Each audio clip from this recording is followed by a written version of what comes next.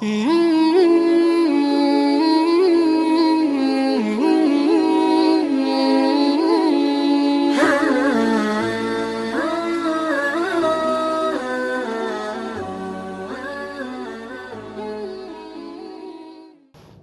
گویا یہ گنبد خضرا یہ مسلمانوں کے دل کا ٹھنڈک ہے، اور اسی پر نظر ڈالتے ہوئے مسلمان سکون حاصل کرتا ہے۔ مکہ جاتے ہوئے آدمی اس وقت تک قرار حاصل نہیں کر سکتا ہے جب تک کہ گنبد خضرا تک اپنے آپ کو نہ پہنچا دے۔ اور یاد رکھنا، پیغمبر علیہ الصلوۃ والسلام نے اپنے روضہ کے بارے میں فرمایا، من زار قبری وجبت لہ شفاعتی یوم القیامہ۔ کوئی معمولی بات نہیں ہے۔ فرمایا جس نے میری قبر کی زیارت کر دی، گویا بس اس کے لیے میری شفاعت واجب ہے۔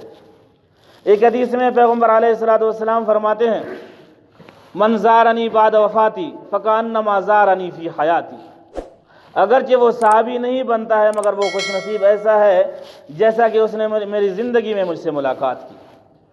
ایک حدیث میں پیغمبر علیہ الصلوۃ والسلام فرماتے ہیں، من جاءنی زائرا لا تحملہ حاجۃ الا زیارتی کان علی حقا ان اکون لہ شفیعا یوم القیامہ۔